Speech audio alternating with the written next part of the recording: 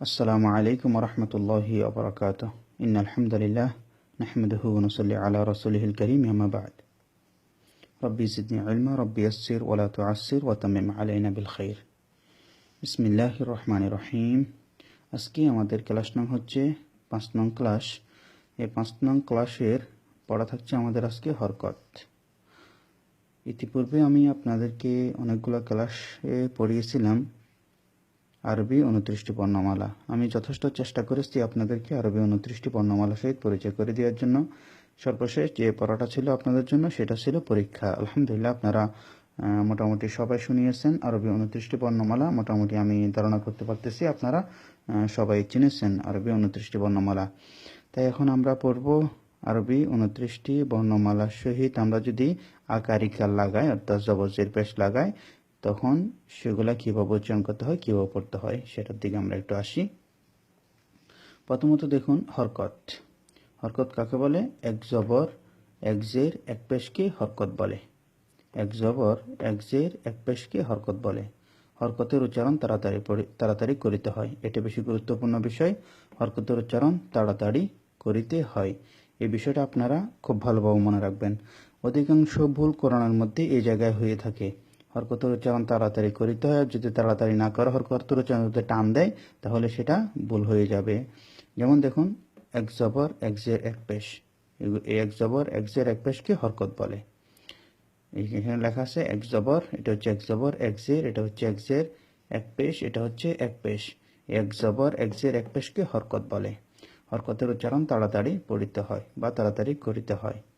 এই বিষয়টা আপনারা খুব ভালো করে স্মরণ রাখবেন, খুব ভালোভাবে মনে রাখবেন এবং পড়ার সময় আপনারা এটা যাতে পড়ার সহিত মিলাতে পারেন সেই চেষ্টা করবেন। এখন দেখুন, এখানে আরেকটা সুন্দর একটা পয়েন্ট এখানে তুলে ধরা হয়েছে, সেটা হচ্ছে আলিফে জবর জের পেশ জজম হইলে ওই আলিফকে হামজা বলে। এখানে লক্ষ্য করুন, এটা হচ্ছে আলিফ কিন্তু এটা হচ্ছে হামজা। আলিফের উপর জবর জের পেশ হলে সে আলিফকে হামজা বলবে। আলিফে জবর জের পেশ জজম হইলে ওই আলিফকে হামজা বলে। এই যে জবর জের পেশ হয়েছে এটাকে হামজা বলবে, এই ধরনের হামজা বলা হবে এটাকে। আলিফ সবসময় খালি থাকে, আলিফ সবসময় খালি থাকে, যেমন আ ই উ, তারপর এটা হচ্ছে হামজা, এটা হচ্ছে আলিফ। আলিফ সবসময় খালি থাকবে, এটা আলিফ। আমি এই নিয়মটা আরেকবার বলে দিচ্ছি, তারপর এখানে আসতেছি আপনাদের জন্য। হরকত।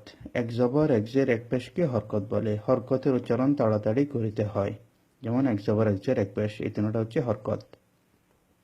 আলিফে জবর জের পেশ জজম হইলে ওই আলিফকে হামজা বলে। জবর জের পেশ জজম হইলে সেই আলিফকে হামজা বলবে। আলিফ সবসময় খালি থাকে, যেমন এই যে আলিফ, এটা সবসময় খালি থাকবে। এখন আসুন আমরা হরকত একটু পড়ার চেষ্টা করি। এখানে দেখুন, এটা হচ্ছে হামজা জবর আ। এখানে যদি লম্বা আলিফও থাকতো তাহলে সেটাকে হামজা জবর আ বলা হতো। আপনারা ভালোভাবে একটু প্র্যাকটিস করবেন। এটা হামজা জবর আ, হামজা জের ই, হামজা পেশ উ, আ ই উ।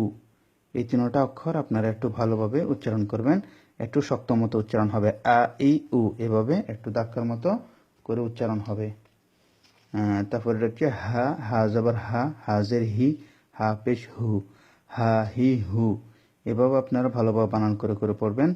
আর পড়া দেওয়ার সময় আপনারা বানান করবেন না, আপনারা তখন রিডিং শুনিয়ে দেবেন। যেমন আ ই উ, হা হি হু। এখানে টান হবে না, এখানে কোথাও টান হবে না, একটা অক্ষরের মধ্যেও টান হবে না।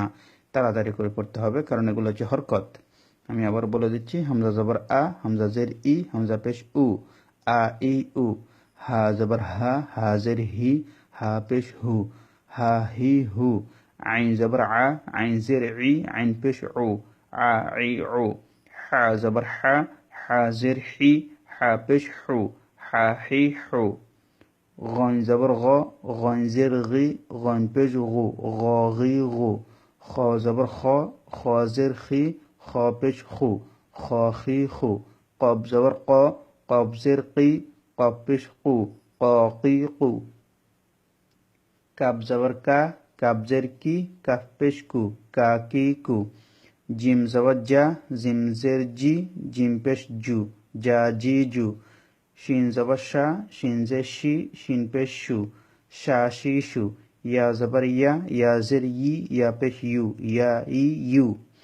এই অক্ষরগুলা খুবই গুরুত্বপূর্ণ, বিশেষ করে এটা উচ্চারণগুলা খুবই গুরুত্বপূর্ণ উচ্চারণ। আপনারা একটু ভালোভাবে প্র্যাকটিস করবেন এবং আপনারা প্রথমে এদিক থেকে পড়ে আসবেন, যেমন আ ই উ, তারপর হা হি হু, আ ই উ, হা হি হু, গ গি গু, খ খি খু, ক কি কু, কা কি কু, জা জি জু, শা she shoe, yeah E you. এখন আপনারা আবার উল্টা দিক থেকে পড়বেন।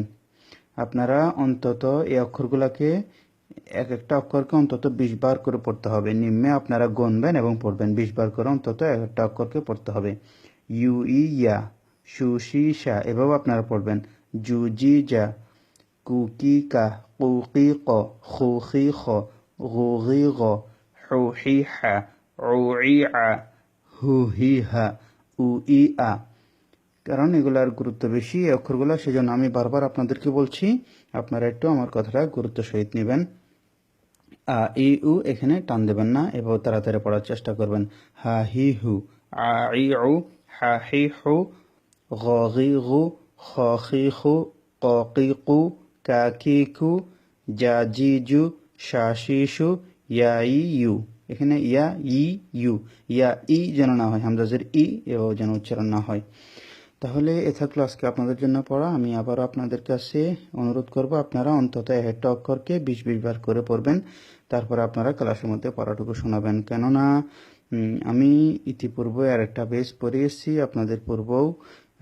আমার তাদেরকে পড়ানোর পরে আমার যে একটা অভিজ্ঞতা হয়েছে, সেটা হচ্ছে অধিকাংশই এই হরকতের মধ্যে ভুল করে, হরকতের মধ্যে টান দেয়, যেখানে টান নেই সেখানে টান দেয়, অর্থাৎ যেখানে হরকত এক জবর এক জের এক পেশ রয়েছে সেখানে অক্ষরগুলো টান দেয়। এতে করে লাহানের জালি হয়, বড় ভুল হয়, মারাত্মক ভুল হয়ে যাবে। তাই আমি আশা করব আপনারা এই ধরনের মারাত্মক ভুল থেকে নিজেরা বেঁচে থাকার চেষ্টা করবেন এবং প্রত্যেকদিন আমি ক্লাসের মধ্যে যে বিষয়গুলো বলি সেই বিষয়গুলো একটু স্মরণ রাখার চেষ্টা করবেন এবং মনোযোগ দিয়ে পড়াগুলো পড়বেন। সর্বশেষ দোয়া করে আল্লাহ সুবহানাহু ওয়া তাআলা আপনাদেরকে যেন পড়ার প্রতি মনোযোগ বৃদ্ধি করে এবং যে পড়াগুলো আপনারা ক্লাস থেকে পড়েন সেই পড়াগুলো যেন আপনারা স্মরণ রাখতে পারেন এবং পবিত্র কোরআনে যেন সেগুলো মিলিয়ে নিতে পারেন। আসসালামু আলাইকুম ওয়া রাহমাতুল্লাহি ওয়া বারাকাতুহু।